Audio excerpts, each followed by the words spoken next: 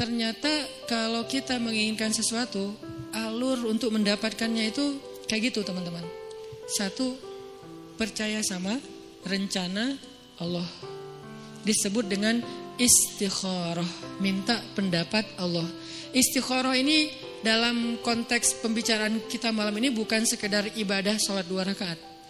Walaupun secara ritual dia adalah sholat 2 rakaat, tapi secara nilai dia bukan hanya soal sholat 2 rakaat, tapi soal bergantung kepada Allah, minta pendapat Allah, nanya kira-kira menurut Allah gimana nih. Terus Allah jawabnya lewat siapa? Nah, Allah menjawabnya lewat istisyarah. Pertama, istikharah, minta pendapat Allah. Ya Allah, beri saya petunjuk, ini mau gimanain, ini apa yang harus saya lakuin. Nanti Allah nitip jawabannya lewat istisyarah. Istisyarah itu meminta nasihat orang-orang yang lebih paham, ulama, kiai, ustadz, siapa lagi, guru, orang tua, orang yang lebih bijak dari kita yang banyak pengalaman dalam urusan tersebut. Kita minta pendapat mereka. Biasanya Allah nitip jawaban itu melalui lisan-lisan mereka yang terjaga. Karena memang Allah mengatakan auliaullah, wali-wali Allah itu ketika dia sudah dekat dengan Allah, maka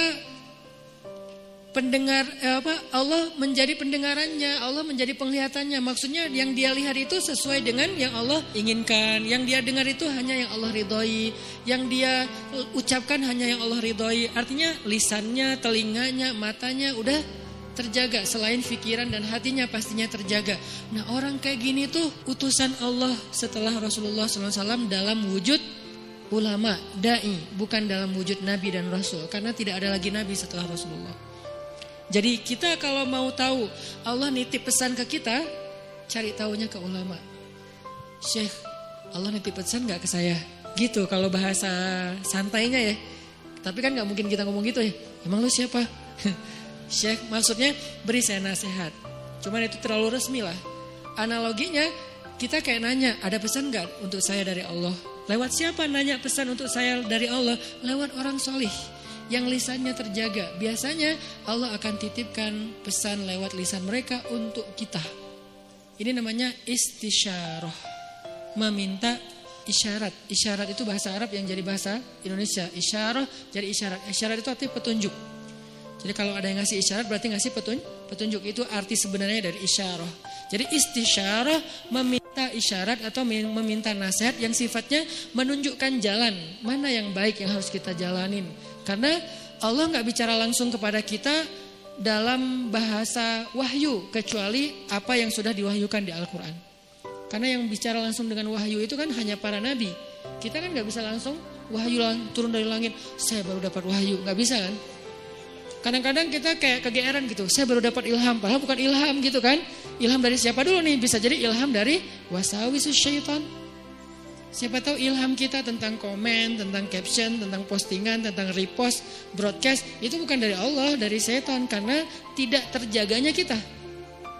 Kalau para ulama, insya Allah mereka terjaga, Allah yang jaga mereka.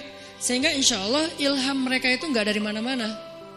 Apalagi mimpi ulama itu adalah benar. Mimpi Nabi wahyu, mimpi ulama benar. Itu satu tingkat di bawah para Nabi. Bahkan disebutkan mimpi ulama adalah satu bagian dari 70 bagian kenabian. Nabi itu kan punya banyak bagian kenabian, nubuwah namanya. Nah, satu bagian dari 70 bagian itu adalah mimpi yang benar dari seorang ulama atau orang soleh.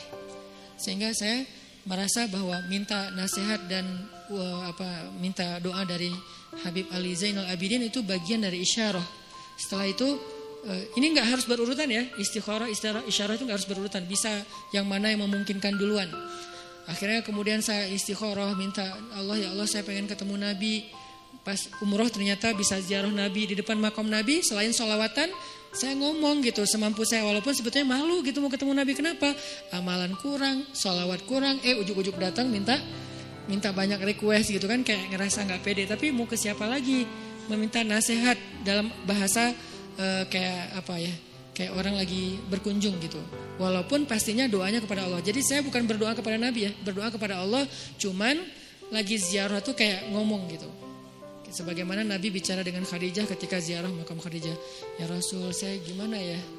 Mau gimana ini ya dakwahnya? Udah beres itu masuk ke Raudhah, ya Allah beri saya petunjuk. Doa yang saya nggak pernah tinggalkan, Rabbana atina min ladunka rahmah wa hayyi' lana min amrina rasyada. Kalimat terakhir itu tuh, wa hayyi' lana min amrina rasyada. Ya Allah, siapkanlah untuk saya petunjuk dalam urusan saya. Mau gimana nih? Kalau bahasa sederhananya. Ternyata Allah beri petunjuk lewat doa tadi para orang soleh, kemudian mimpi, kemudian dapat sebuah kejutan dari Allah yang mungkin sebagian orang melihat kejutan ini sebagai sesuatu yang sedih, musibah, ujian. Tapi saya ngelihatnya ini bukan ujian, ini justru jawaban dari doa saya bahwa Allah ingin memberikan celah. Oh gini masuknya, sehingga akhirnya saya merasa bahwa saya mendapatkan apa yang saya minta. Ini sebagai testimoni orang yang pernah mencoba jalur itu ternyata berhasil.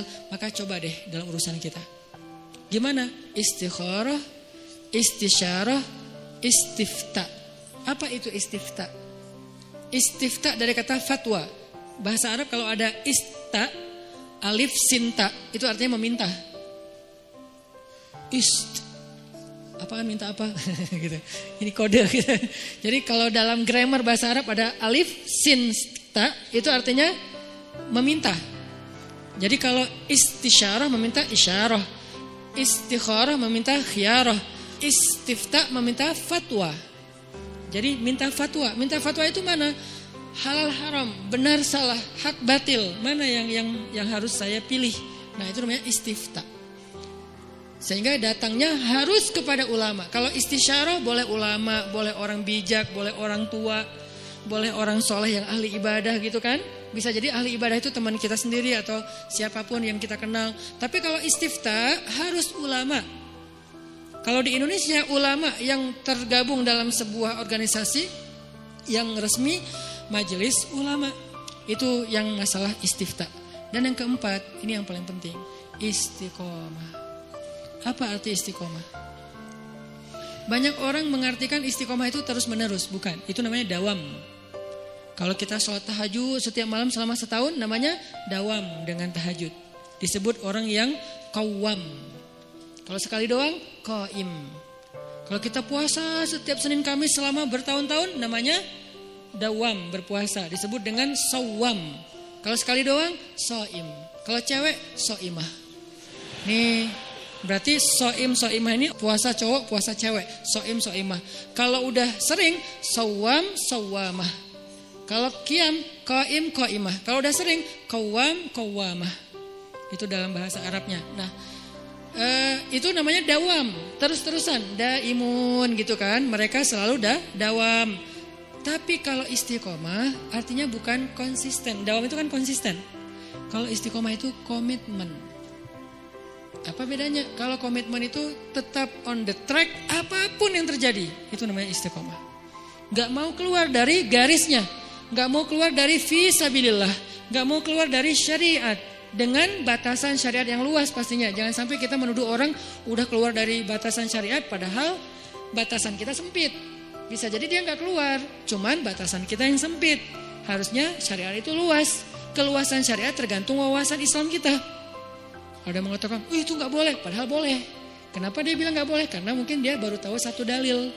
Itu haram, padahal makruh. Itu makruh, padahal mubah gitu kan.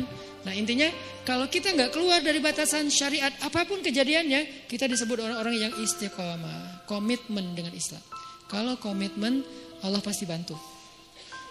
Innalladzina qalu rabbunallah tsumma istaqamu. Allah bantu apa? Tatanazzalu alaihil malaikah, malaikat turun. Kemudian Allah menolongnya, Allah menjauhkannya dari musuh. Nah ini 4 cara untuk sampai kepada kebaikan yang kita harapin. 1, minta pendapat Allah. 2, minta pendapat orang bijak. 3, minta pendapat ulama. 4, kalau udah tahu dari 3 itu ilham, kemudian isyarah, kemudian fatwa, maka fastaqim. Fastaqim. Tetaplah di situ, jangan melenceng walaupun sekedar mata ataupun perasaan.